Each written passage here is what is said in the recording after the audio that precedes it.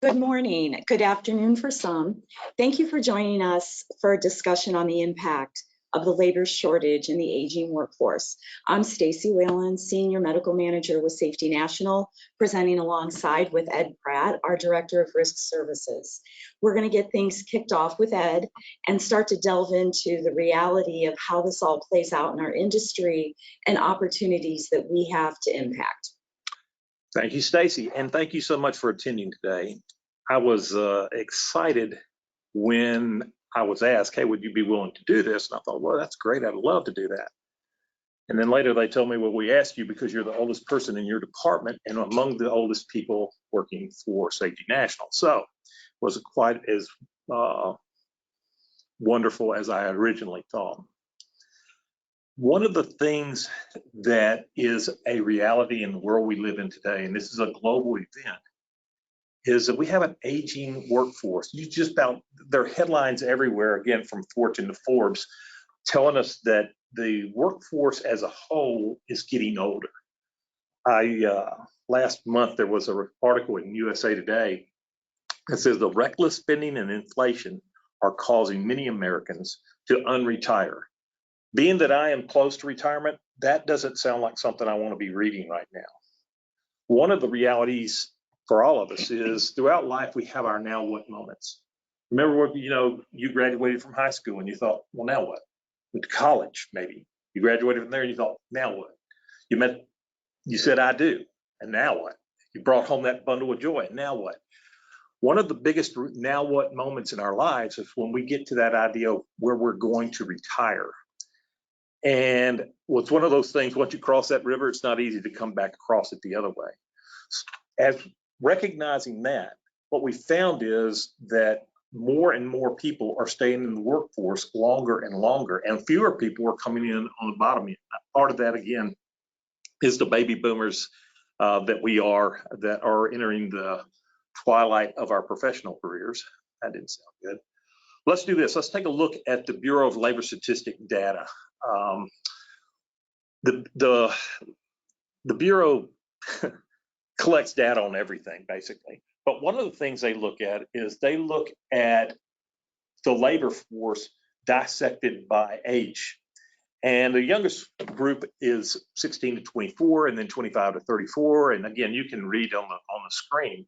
And with the oldest group, I kind of lumped everybody north of 55. Some people retiring at 65, and some people are working well into their 70s. But if you look, in 2001, people over 55 made up 13.6% of the workforce. In 2021, just 20 years later, that number is 23.4% of the workforce. Oh. Now, when you look at that, you go, oh, well, that's only 10% over 20 years. That's a lot. This is big numbers. This is a titanic shift in terms of the workforce. We have gone from a little bit more than 1 in 10 workers being over 55 to now we're north of 2 workers in every one. I'm sorry, to read the number right. Well, 2 in 10. So as we move forward, as we think about this, it's important to understand that the workforce is getting older. And since my job in part is to try to keep people from getting hurt, buildings from burning down, and cars from running into each other, that's what we do. Since that's my job, the question is, how is this aging workforce going to impact accident frequency and accident severity? Great question. Well, the thing we need to do first is define what is an accident. Well, by definition, an accident is an unplanned event. It's funny, years ago, I was in Dallas, and I was at a rail yard working doing a safety meeting for a bunch of laborers. And in this meeting, I was pushing them hard, trying to get them to define what an accident is. One of them finally said, oh, an accident is a oops. And I thought that is true. That's a great answer for that question. But beyond saying it's just an oops, by definition, the National Safety Council would tell you that an accident is an unplanned event. Now, this is extremely important. We work for an insurance company, and I have my entire life. It's extremely important to understand that it's an unplanned event, because if it's a planned event, we call that insurance fraud. And our hope and desire is if someone's committing insurance fraud, that they are going to jail. Not only is it an unplanned event, but it is an unforeseen event. Okay, so what does that mean? Well, that's a whole different webinar that we would have, but this is situational awareness. When it's the question isn't if we foresaw the accident or not. The question really is, should we have foreseen the accident? And 9 times out of 10, unfortunately, probably if we'd have been looking, we might have actually seen it beforehand and done something about it. Okay, so it's an unplanned event. It is an unforeseen event that results in bodily injury and or property damage. As we've seen in the slide or the video that's been running, these accidents can happen in the workplace. They can happen when we're on vacation. They can happen just about anywhere. And having some fairly significant impact on our overall productivity. Oh, me. So that defines what an accident is. Okay, then the next question is, one more, we're going to watch this and we're going to go. That's a bad look. If that's what a definition is, how do they occur? Well, that's a great question. This is what I call the anatomy of an accident. Several of people that are watching have seen me do presentations before, and they'll go, and you've been using this same slide for 25 years, 30 years, 40 years, well, whatever number. And that's all true. I have been using the same slide because you see, accidents never just happen. Accidents, you know, if you have children and you come home and there's a vase on the mantle, and all of a sudden you get home and it's all over the ground, broken, and you say to your children, hey, what happened? And my sons, back when they were at home, would say, first of all, they'd say, what? And then they say, oh, nothing. Well, something happened. Accidents are never a result of nothing. They're always something that leads to them. In the world of accidents, there are 2 things that enter normal production. Now, before we go any further, what's normal production? What do you do for a living? Whatever it is your company does for a living, that's normal production. If you're a restaurant, for instance, making food, serving drinks, serving food, that's what your normal production looks like. If, on the other hand, you're a manufacturing operation, well, that's what your normal production looks like. You're taking raw materials from here and you're moving them over to here with a whole different purpose. But during that normal production, 1 or 2 things enters in, either unsafe acts and or unsafe conditions. And when they impact normal production, you're going to have 1 of 4 possible outcomes, either a near miss, a minor injury, a major injury, or fatality. Okay. If you don't manage the unsafe act, and if you don't manage the unsafe conditions in your workplace, the only difference between a near miss and a fatality, the only difference between a Band-Aid and a casket is just a matter of luck. And that's really not a very intelligent way to run your operations. We don't say, boy, if we're lucky, you know, our raw materials will show up so we can manufacture our product. We don't say if we're lucky we'll have enough food so that we can actually serve the number of customers that we have today. And yet we'll operate our safety, our accident prevention efforts in just that very way. Luck is no way to run a railroad. All right, so understanding what the anatomy of an accident is, let's take 1 slide forward and talk about how does this play in with an aging workforce? Well, we know that the aging workforce, the 55 plus, the gay brigade, if you will, are increasing. And we also know that those on the younger end of it are actually decreasing. You have pros and cons regardless of who you hire.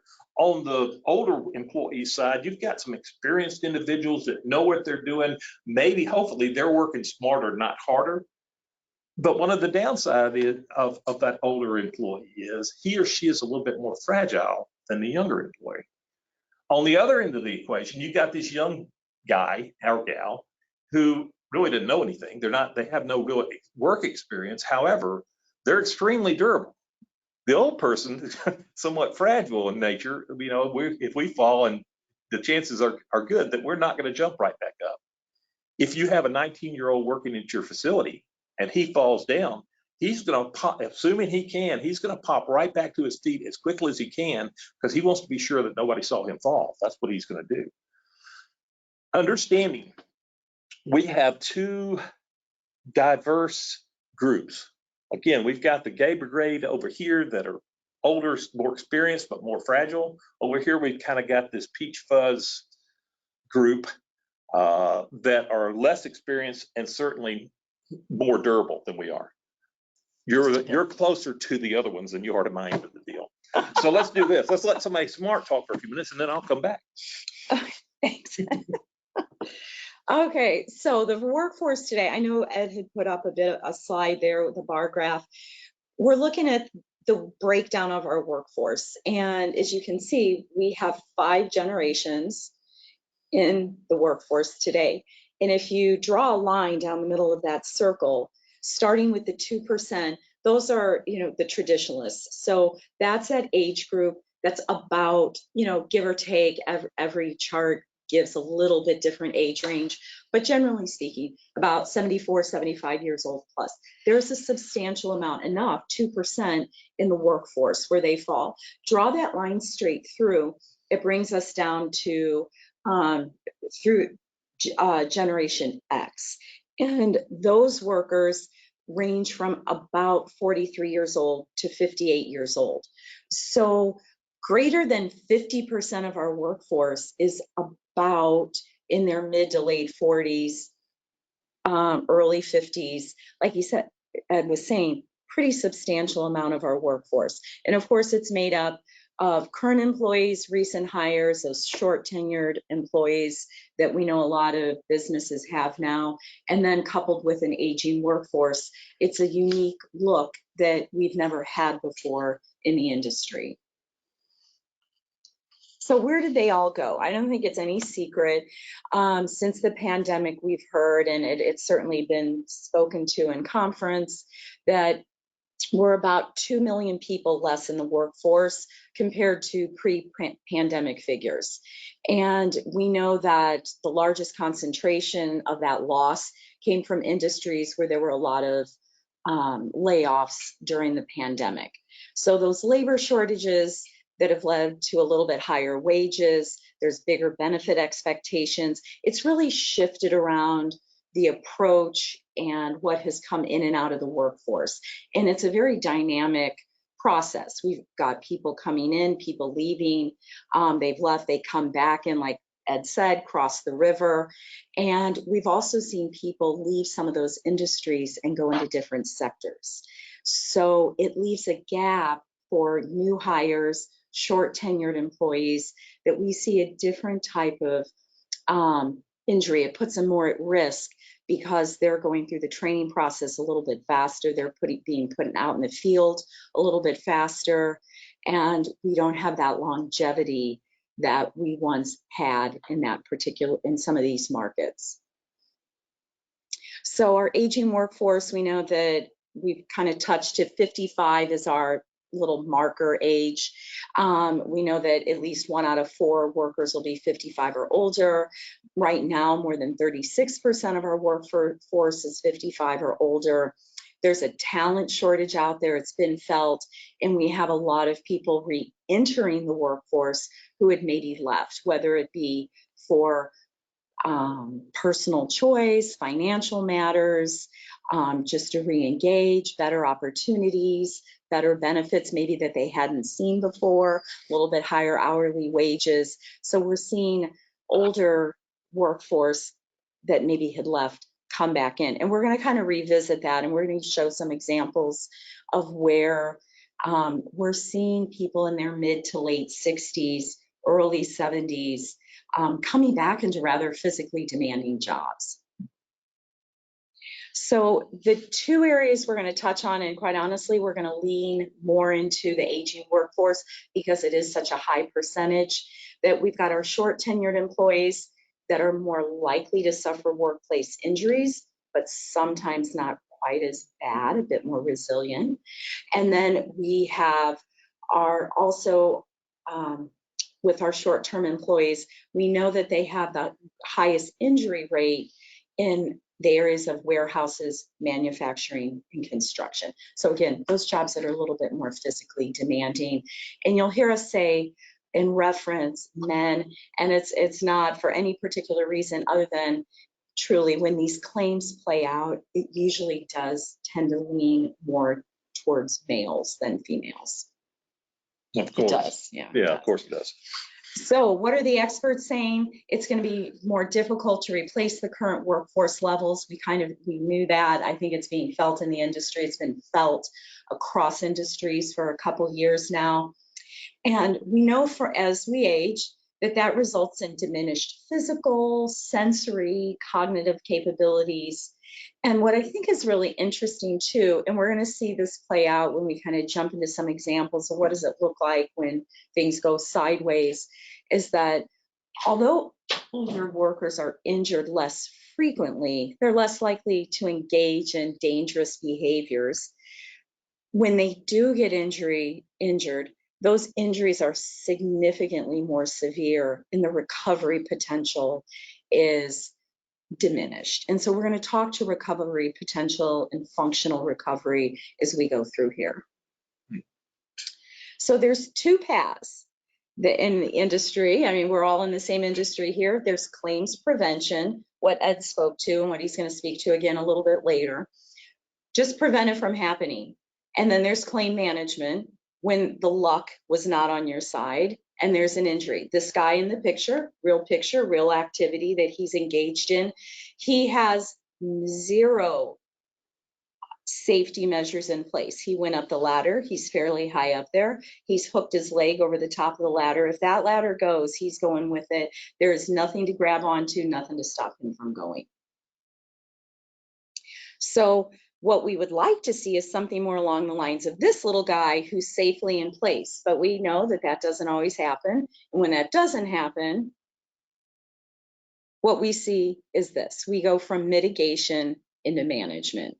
So anybody who spent any time in an emergency room knows this is a very typical looking trauma 1 bay. And it's a big bay. It's where they can fit all these people in there.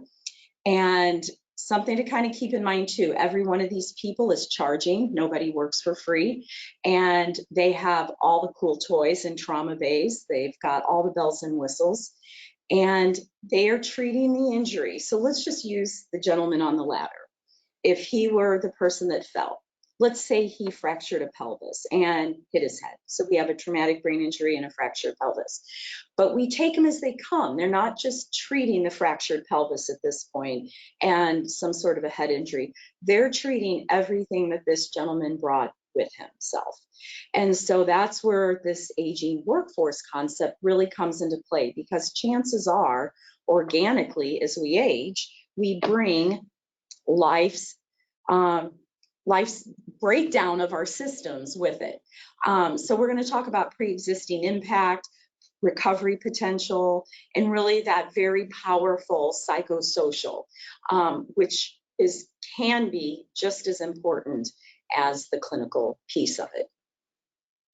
So OSHA their focus for safety hazards, falls, caught in or between, struck by hazards, and electrocution. We're going to look more kind of to the two on the left, the falls and the struck by hazards. Those are the two that the aging workforce is most at risk for. And when we talk about it a bit more, you're going to see that it just kind of makes sense. As we age, we're more at risk for falls. And that comes down to things like situational awareness, reaction time, things along those lines. And then when prevention fails, like we said, what we want to do is mitigate the extent of the injury. We want to maximize the recovery potential. And there's a very strong reason why we want to maximize recovery potential, because it helps us control the long-term exposure of the claim. And when we're bringing in not just the acute injury, like let's say some sort of a traumatic brain injury and a fractured pelvis, but we also have to bring everything else back to baseline that may have flared up in the course of that injury. And we're going to go through kind of all those potentials in a bit. And then we want to mitigate that medical spend. So this was the kind of the chart I was talking about, that and it's not everything, it's just the stuff we see show up most often in the medical records. That you may come to the injury with a fractured pelvis, or you may come to the injury with a a traumatic brain injury. But you're also bringing potentially all of these other problems or a combination of problems. And in red, those are more of those psychosocial. And we know that psych and PTSD, that's an actual clinical diagnosis. But for this purpose, we're going to kind of group it with psychosocial. So, for example, if you are a type 2 diabetic and you have arthritis, your likelihood of having additional fractures are much higher. Likelihood of healing is greatly decreased because of the diabetes, because we know with that comes oftentimes, not always, but often, high blood pressure, high cholesterol, coronary artery disease.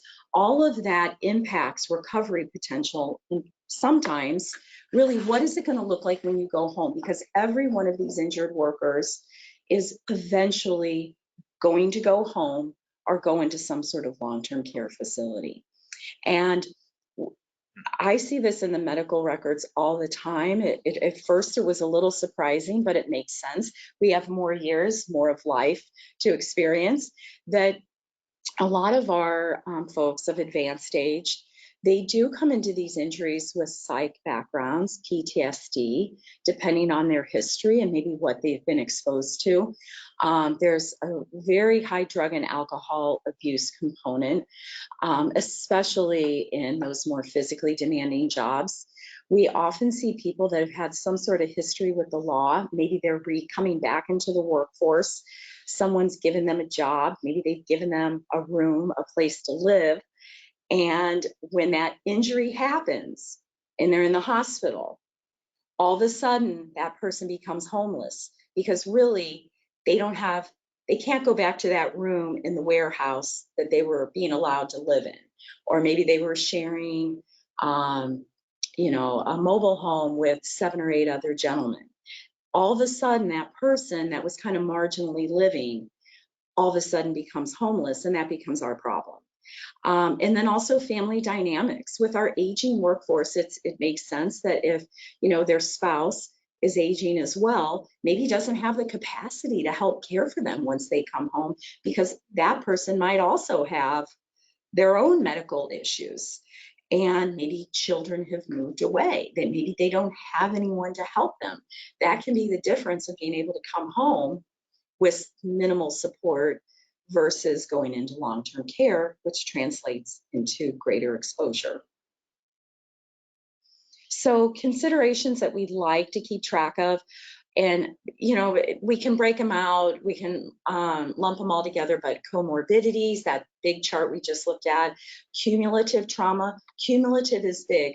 One brain injury, you never fully 100% recover from a brain injury. There's always some degree that's left in the brain. And so when you start layering those on, whether it be sports as a teenager, and then maybe, you got in a car accident and there was a mild brain injury, and then maybe something more significant, it all is cumulative. So the increasing severity and cost, what this all translates into, and some areas that really drive the cost of a claim: medical inflation. We've seen that really is trending along. Inflation, it's increasing as right alongside inflation. And medical technology, the cool toys are expensive. They're not cheap. Medical services, but the two that are not quite as glamorous, but definitely worth looking at, because they can be a very quiet addition to a claim that doesn't get paid a lot of attention to, and it can cost a small fortune. That is attendant care and prescription drugs. So those are two areas we're going to lean a little bit more into, and the impact it can have on a file. So the snapshot of a claimant, I'm going to just kind of run through some examples, and I apologize, this slide is going to have a lot of little examples. It's a little bit cluttered, but as we kind of click and have each one of these pop up, you're going to notice that all of these patients, injured workers that we're going to use as an example, they came from physically intensive work, kind of back to the original, the warehouses, construction, more along those lines. All of the patients had pre-existing comorbidities, all advanced age. You're going to see that they were all about 60 plus. They all are less than a year old. These claims are new, and I pulled them all. They're real claims. I didn't have to dig very deep. All of them have also had over $1 million in medical spend in less than a year. And all of these patients will and do have long-term medical needs. So really until death, they will be drawing from medical exposure. So this is our workforce in action. Our first 68-year-old male, traumatic brain injury, standing behind a dump truck, it rolled over him. I watched the video, the little beeper, beep, beep, beep, was going off. It's like he never looked at it and rolled right over him. The brain injury was significant. He had significant comorbidities. He is now at home. The spouse wanted him home, but he is home with 24-hour home health. So if you're paying $30 an hour for home health times 24 hours a day, do the math, you get into some pretty significant numbers. And we found too with traumatic brain injuries, a traumatic brain injury alone doesn't have a huge decreased life expectancy. Depending on the severity of it, what really kind of drives the life expectancy are the comorbid conditions. So we can just pop up the rest of those examples, and I won't go through each one in detail, but I think you'll see a pattern. You know, we have a 64-year-old male, a 62-year-old, 67-year-old male, all of them, if you can see kind of in the green, they all have really significant comorbid conditions that they came into the injury with. It's more than just an above the knee amputation. For the gentleman at the bottom, he has COPD, he has coronary artery disease. Well, that's going to affect the healing on the leg. It's going to affect the strength and ability to get up. And that patient might very well end up spending a lot more time in the wheelchair than getting up and moving on a prosthetic like we would like to see or expect to see a lot of patients. The other one on this one that I think is really interesting is the 64-year-old male, the second one. This injury really should have never happened. It was a bad choice on his part. He was on the side of the road and he lifted a small pickup truck, the backside off the side of the road. He had good intentions. He wanted to get truck out of the road so it didn't cause an accident. So his mechanism of injury, he didn't get hit, he didn't fall down a hill, he lifted it, but once he did, a little bit later, he ended up having a stroke from the pressure it put on his neck, on his carotid arteries, and he developed a massive hematoma on his cervical spine. And now he's a stroke patient and a spinal cord injury patient. And that's because he came to the incident with a history of coronary artery bypass. So he had 4 stents. He was pretty significantly obese. He had degenerative disc disease, which he had had prior spinal surgery. And he was also diabetic. So maybe someone else, and it kind of goes back to Ed, speaking of luck, maybe somebody else could have lifted that and walked away and we never talk about it. This gentleman came with so many intervening comorbid conditions, he wasn't going to walk away from that. He didn't get lucky. He was very unlucky. And now he has a lifelong disability. So we can click on the last 4. Again, you'll see a pattern. These are all gentlemen in their 60s. Traumatic brain injuries are common. And if you'll see, a lot of it is loss of balance, maybe unawareness. A lot of it is balance, loss of balance and falls, and then strike to the head. And when you combine that with other pre-existing conditions, you get a pretty bad injury and oftentimes a lifelong treatment. You know, if you averaged all those together, it would be my age right now. Right? Well, Thanks. We'll put you in a bubble. I appreciate that. We're going to wrap you up in bubble wrap. So primary cost drivers. And we spoke to it a little bit earlier, the prolonged rehabilitation. So, rehab is not cheap. A lot of the rehab centers that we send these folks to, it's not uncommon for them to be about $1,800, $2,000 a day. and they don't stay for a week. I always find it funny. Medicare, typically when they send people to rehab, they're like, well, we'll give a 5-day approval. That is not how it happens in comp. We are not Medicare. These folks stay 2, 3, 4, 5, 6, 8 weeks. $2,000 a day. But again, we want to maximize their functional recovery. We want them to go home as independent as possible, because we know if they're independent, that's less home health, and which means less money. So home health, it is pretty common, $30, $35 an hour now. So depending on how many hours you have to use that a day, do you only need it a few months just to get you situated at home, or do you need it for the rest of your life? It's definitely something to pay attention to. Pharmacology is the other one that is always should be paid attention to. When they're in the acute hospitalization phase or acute rehab, you really don't have a lot of control over that. The doctors, they're making the decision what they're going to be on. But once they go home, or once they go into a long-term care, we see it more at home than in long-term care facilities. Pay attention to the pharmacology. There are a lot of very great brand name anticoagulants, blood thinners on the market that are very popular. Xarelto is a big one. We see a lot of folks 55 plus not just going home on those for the short term, but a lot of them go home from for life. And that's a very expensive fill. So there's a lot of medicines that are still brand, and they're not going off brand for quite a while. And you'll know it when you think, boy, why do we have this increase in cost and exposure? The first place I go back to is pharmacology, and then if they have any home health. So it's definitely an area worth paying attention to. And then the DME, kind of think too, if you have someone who's a little bit younger, stronger, maybe they go home in a manual wheelchair, if they're an above the knee amputee, or a severe traumatic brain injury, but they can kind of wheel themselves around. They have that ability. That takes shoulder strength in a manual wheelchair. Put yourself in a wheelchair, and if you're over 160, 170 pounds, it is hard to wheel yourself around in a manual wheelchair. So a lot of our people with advanced age, they don't have the strength to do it. So maybe they go into an electric wheelchair. That's the difference between $10,000, $15,000, and $30,000 to $50,000. Just all things to keep an eye on in terms of cost drivers. Long-term care facilities, not cheap, anywhere from maybe $700 to $1,000 a day.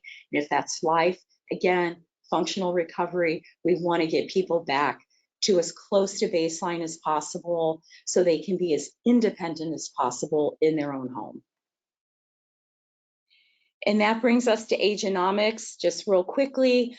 It is a real concept in our industry. It's been coined. So I believe we have a resource page attached to this webinar if you want to look into it a bit more. It truly is a concept where they want to create a healthier workforce in an environment that responds to the needs of the aging worker, because really we're all aging every day. Nobody's Benjamin Button. We don't get to go backwards. Then one day you're not. And then we're not going to talk about that. Okay, that's later.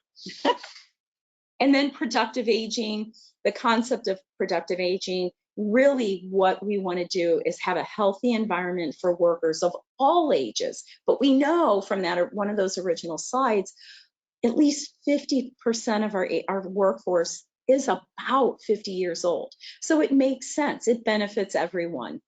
And really leaning into that institutional knowledge and skill set coming from people that have been in the workforce for a long time. They bring a lot of knowledge and skill. And the reality is, it's kind of like economics, our freshman year of college, it's supply and demand. There is demand for skilled workers, but the supply coming into the pipeline is much less. So in the reality, there's a bit of a deficit. And then we're going to jump now into programs for a healthier everyone. And really that's wellness programs. So think back to the diabetes and all the comorbid conditions. A lot of it is just awareness. So think of a wellness program when they do, some basic finger stick or basic blood work. And someone is told their A1C, which is kind of looks back at 3 months of your blood sugars, and maybe they have an A1C of 9. Well, that tells at 8, 9, 10, you're pre-diabetic or diabetic. One may not even know one's diabetic or pre-diabetic, where that awareness through that wellness program is like, oh, maybe I need to go get this checked out at my doctor's. Also, compliance with existing rules and ergonomic principles. Just because maybe we touched on it when we were a new hire years ago, or maybe because they did some training several years ago, doesn't mean we really remember it or apply it, or maybe there's a new way to do it. So re-educate, retrain, remind. Re-educate, retrain, remind. We all benefit from retraining. And then finally, incorporation of technology to kind of assist us with those physically intensive tasks. It's becoming real popular. It's getting a lot of traction out there, that wearable technology that, you know, sometimes if we're outside and it's really hot, or if we're doing a lot of physically demanding work and the little heart rate meter goes off on this wearable technology, okay, step back, take a breath, get that heart rate back, maybe go take a break, go get some water. Sometimes, again, reminders. Those are people are going, I can't believe Ed was quiet that long. It's pretty amazing. We started this talking about that older group, 55 and plus, and if we drop it down to 50 again, it is a significant portion of the overall workforce. As I was putting this presentation together, as we were working together, I kept thinking of different songs that came up, and one of them was the old Willie Nelson, "Gee, ain't it funny how time slips away." It's hard to imagine how, when you said you remember your college course on your freshman college, no, I mean, I like to, but most of the time I did. You know, when we talk about the aging, one of the realities are 2 types of injuries that occur in the workplace. One of them is a trauma injury, is a point in time injury. If I'm cutting up lettuce and at the restaurant where I work, and I cut it and hit my hand and cut my fingers off, that is a point in time injury. I can tell you exactly when it happened, almost down to the second, right? On the other side of the equation, we have what's called cumulative trauma injuries, and they occur over a period of time. So if I've been cutting this lettuce for the last 30 years, but I've been doing it with my arm at a peculiar angle, over the years, there had been an accumulative effect on that shoulder, and now all of a sudden I'm in a world of trouble because I've been doing it wrong all this time. The older workers, oftentimes, things are starting to wear out. It's funny, my father-in-law used to tell me many times that he said, "Ed, you know, when you turn 65, all the warranties run out." No, I didn't believe it. He was right. They do all run out. You know, it's Toby Keith was saying, I'm not as good as I once was. Well, that's absolutely true. But Garth Brooks would have said, I'm much too young to feel this damn old. Well, at some point, you can no longer sing that song and be telling the truth, because at some point you are actually old enough to feel this damn old. And so what do you do? How do you train these old guys? Well, that's a challenge. I do not believe, so some people will tell you, oh, you've got to train them differently. I don't, you know, you have to speak a little louder. We may not hear you, but you don't have to train them any differently. You don't have to train them differently, but you have to train them on different things, because the nature of the exposures that they may be facing are going to be considerably different than the nature of the exposures that the younger worker might be facing. On one hand, the older worker might be facing something that is more ergonomically driven, as opposed to the younger guy as a physical hazard, trips and falls, manual material handling, that kind of thing. On the ergonomic considerations, there are actually 4 risk factors that come into play. One of them is force. How hard do I have to push to get this thing in place? The next is repetition. How many times am I doing the same action over and over again? Environmental factors are things like the temperature of where we're working, vibration, that type of thing. And then finally, posture. And honestly, of those 4 things, posture is the most significant. If we are out of alignment for a prolonged period of time, we're putting unnatural wear and tear on the body, and unnatural wear and tear on that elbow or that joint or wherever it may be. And as we get older, then that injury starts to manifest itself. The question comes, where do I go? Okay, this is all great stuff, but I need some help. Where do I go to get stuff to help you help training on this? Well, we've got good news for you, especially if you're a Safety National customer. If you're not, you need to get with your agent and change that. But if you're a Safety National customer, one of the resources that is available to you is the Risk Services Department, which I am a part of, the oldest person in the department, by the way, as I was reminded.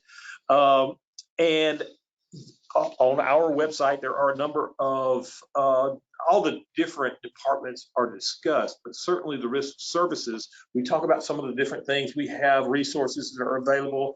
Our safety grant program is underway right now. If you don't know about it, you're one of our policyholders, you really need to go look at it. We look at trends and all sorts of things, but one of the things we have is what's called MAP Client Services. In MAP Client Services, what you'll find on this next slide is that we have a number of different industry segments that have been defined. Everything from hospitality to general industry, just whatever it might be. So the general is more of the not otherwise classified group. And once you figure out what it is you do for a living, what it is your operation, what normal production is, you can go to one of those and pick it. And for instance, if we just went to the general, you will find a number of resources listed underneath there. Safety Essentials Online is a repository of safety information. There's the workers' compensation kits. And there are a ton of resources. One of those resources, which only recently came online again, is the Office Ergonomics Solution. And again, something that will help you with terms of evaluating your workforce. I think we're at the end of our slides. And I think what we would like to do is encourage, if you have questions for us, we are certainly willing to take those for a little while. We'll probably have you answer most of them because you're smarter. Well, and I think the big takeaway too is how interconnected it all is. Oh yeah. And we had talked about that everything is interconnected. The risk piece, it translates into, like you said, mitigation of medical and what that looks like when it does happen, and the reality in that of a lifetime claim. Yeah. And how, those points, what the key to a fall from elevation loss is, right? Gravity sucks, it always works, right? If you know that, then you understand accident prevention when it comes to falls from elevations. Right. So being able to pay attention to those things, being able to use the resources that are available to you as a valued customer, we want you to have those things and use them extensively, both on the risk services side as well as our claims management side. Absolutely. Well, good. Okay. What we have to do is figure out how we actually get them on the computer. We apologize. Right. Oh, Lord. Okay, let's see here. There you go. Do you have total reserve costs of these workforce in action claims discussed? So I can speak to that one. Yes, we do. So that's something we do internally as well as our TPAs. The TPAs will reserve for those. And then internally, we'll also look at those and project out over a lifetime. But we track it while the claim is still active. And then when it gets to a certain point, we make projections for long-term medical future. So I hope that answers that question. And right, and our objective is to reserve to the ultimate exposure. Correct? Yes. Yeah. Yes. We don't stair step. We don't play games we just don't do that. I'm not sure if we have any other questions. Well, there's one. I apologize. I'm unable to pull another one down. We want you to comment on work re-engineering to adjust to physical capacity and the workforce. Who does what? That might be more your wheelhouse. Well, it's one of the techniques that are used a lot in employee placement today is capacity testing, where you're trying to determine if an employee has the physical capacity to do whatever the job calls for. and that it's done typically through an outside vendor, if you will. And again, there's some of those that we have identified in our resource pages. But that is a key component in making sure that your employee is actually, especially your older employee, is capable of staying 8 hours on that production line or working in that, because everybody's not sitting behind the desk in an office. That's not what everybody does. Mhm. So the key is to be able to evaluate on the front end, as opposed to sticking the employee wherever it is you need them, and then figure out, oh, he can't do this. He doesn't have the ability to do this. His shoulder's not going to hold up. He can't do this all day long. Right. We don't want him to put sheetrock on the roof. That won't work.